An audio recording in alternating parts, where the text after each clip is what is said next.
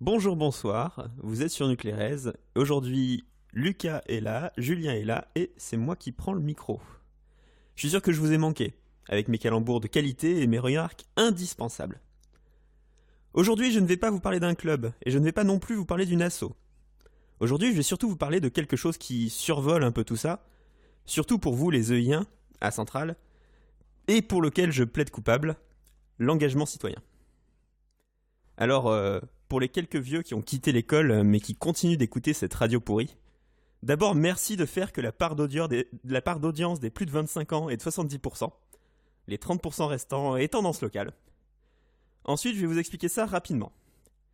L'engagement citoyen, c'est la dernière folie de notre ex-regretté leader suprême directeur d'établissement. Un engagement associatif et bénévole au profit d'une communauté extérieure à Centrale et d'une durée de 100 heures, à réaliser avant la fin du S7. Pas de rapport, pas de soutenance, mais éventuellement un court entretien. J'ai des droits d'auteur sur une partie de la phrase, et Thierry Palière touche des royalties à chaque fois que quelqu'un prononce les termes engagement citoyen. Mais si vous me suivez, vous vous dites que j'ai parlé d'une folie de notre souverain éternel directeur. Bien oui, parce que des étudiants ont été impliqués dans sa définition, ceux d'ICE. Et croyez-moi, si je vous dis qu'on a évité le pire, quelque chose qui ressemblait à un second CME. Mais qu'est-ce que je lui veux à cet engagement citoyen alors ? Alors, je vais prendre la position que vous pouvez appeler celle de l'avocat du directeur du diable, et je vais vous dire pourquoi l'engagement citoyen c'est bien. Mettons de côté la forme, et regardons juste le principe. Parce que non, je ne veux pas défendre la forme, et je voudrais bien essayer de la changer d'ailleurs. Le principe donc, c'est que l'État investit dans les étudiants de Centrale, à hauteur de 8 000 € par an environ, et investissait déjà dans votre scolarité quand vous étiez à la maternelle. Pas à la même hauteur. Cet argent, vous le rendrez quand vous travaillerez, sous la forme d'impôts.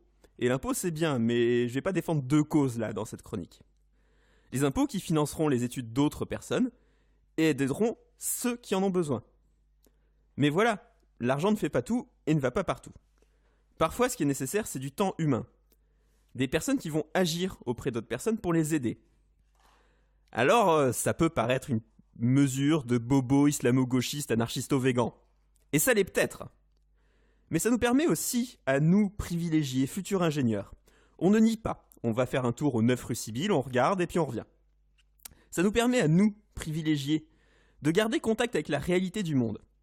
Et avant que tu finisses ton commentaire, je m'en fiche que tu le fasses déjà, c'est pas de toi que je parle. Mais après, c'est à vous de choisir ce qui vous tient à cœur.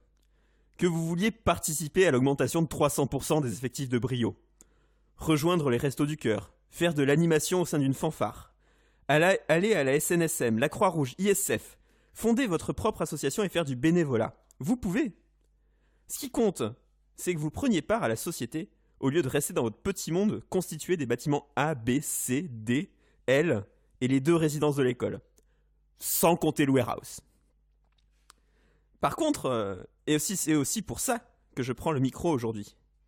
J'en entends certains parler du militantisme en des termes peu élogieux. Oui, c'est un changement de sujet, et je fais ce que je veux, c'est ma chronique. Enfin, ce n'est pas vraiment un changement de sujet, parce que parmi les associations qui font ce qu'on désignera comme du social au sens large, et où beaucoup de liens sont, je sais, j'ai les stats, une grande partie peut avoir ce qu'on appelle une charte d'engagement.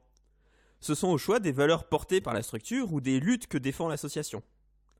Par exemple, une association LGBT portera souvent comme valeur la non-exclusion des personnes sur la base de leur identité de genre ou leur orientation sexuelle, et défendra l'accès à l'égalité des droits entre toutes les personnes. Et donc, quand on a des objectifs sociétaux ou environnementaux, et qu'on agit pour eux, que ce soit par de la sensibilisation, des actions, ou toute autre chose qui n'est pas de la réunion interne, on fait du militantisme. Le militantisme, ce n'est pas aller en manif avec un foulard et des pierres. Ce n'est pas seulement aller occuper des locaux d'une institution publique ou privée. C'est agir pour la cause que l'on défend. Et il faut être fier d'être militant. Ah, je sens une question qui est en train de passer dans l'air et qui m'est destinée. Lucas, tu penses un peu trop fort, mais merci pour la transition. Serais-je en train de dire qu'il faut être fier d'être à la manif pour tous ?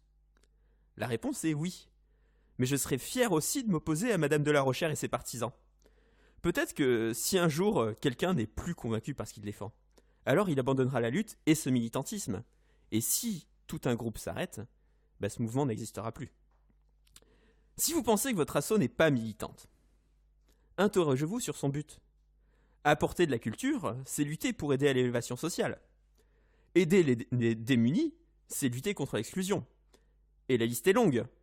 Le militantisme est nécessaire au changement. Et rassurez-vous, depuis l'affaire du Rainbow Warrior, la France ne fait plus d'attentats contre les associations militantes. Visiblement, c'est un sujet qui touche la centrale. Je donnerai pour exemple le mot à la cafette et les deux derniers débats sur le mur de promo. Alors, engagez-vous, rengagez-vous, qu'il disait. Défendez vos convictions. Et si le responsable m'écoute encore, peut-être qu'un café débat sur le sujet serait une idée. Moi, je vous laisse avec ça. Bonne journée.